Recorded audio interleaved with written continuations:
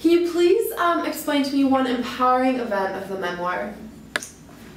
I would say probably one really important moment in our childhood was when we were moving to Welch, and Jeanette stated that the only thing she could see was the headlights and the light shining ahead of her, and I think that kind of represented how our future was going to be bright. The symbolism in that is that they were pointing towards the future, and how, of course, nothing could get worse from that point, thinking her family was never coming back for her, but also her moving to New York, and there were a bunch of things at the end of the story that were a lot better than the point at that time when she noticed that and what she thought it represented. Alright, so round two. What was the most emotion-provoking part of the memoir, in your opinion?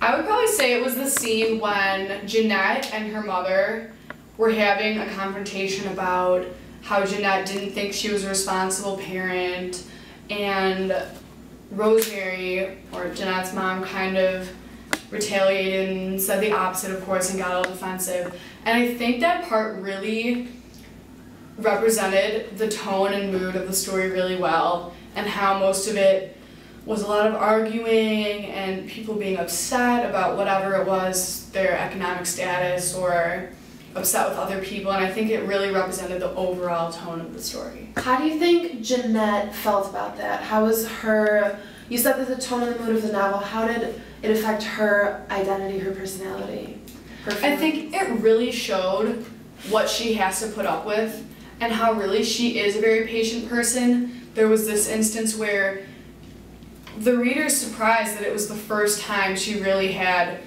that kind of thing go on with her mom, and all the times her dad messed up so badly, and she just never says anything about it. And this one, she only said it one time, which I feel like is so surprising depending on the circumstances.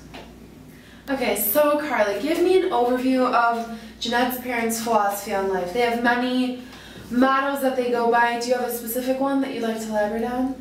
I would say one that was really important is how Jeanette's mother always talked about never surrendering to fear. And of course there were a lot of things in Jeanette's life that she could have backed down to and said, okay, I'm done with this, like giving up, and she didn't. And I think a lot of the reason she was like that is because her mother always said, and this is a really big idea throughout the story, because without it, I mean, we would never have seen Jeanette go to New York or do a lot of the miraculous things that she did do if she did not live her life by that saying. Yeah. Alright, Carly, I have a passage or a quote on page 288, and it says, "A wind picked up, rattling the windows, and the candle flames suddenly shifted, dancing along the border between turbulence and order." Explain to me what that means to you. I think that's a super, super important quote in the book, because it's mentioned more than once. And I think really what it represents is obviously most of the Wall's life is on the border of turbulence and order, and mostly I would say it's on the turbulence side, because there's so many crazy things that, like, unexpected, uncommon things that go on in their life. And then I think it's significant that Jeanette says this quote, not another person in the memoir, because she, I think, is really the person that brings order into the family. Like I said earlier, there's so many times when she could have gotten so angry about stuff, and she just calms herself down, and I think she really is the most ordinary person in the story, and I definitely think she brings the order to the turbulence, and without her there wouldn't be a border, it would just be turbulence. And so she's really important in that way.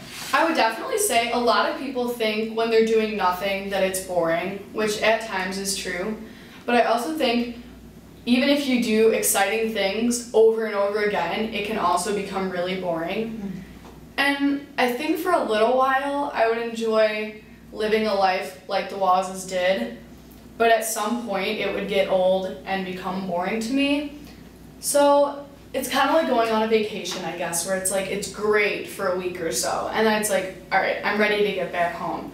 And I think that's kind of how I would feel about their life, because it's just like a jungle to me. It's just way too much action, and I think I would eventually get sick of it.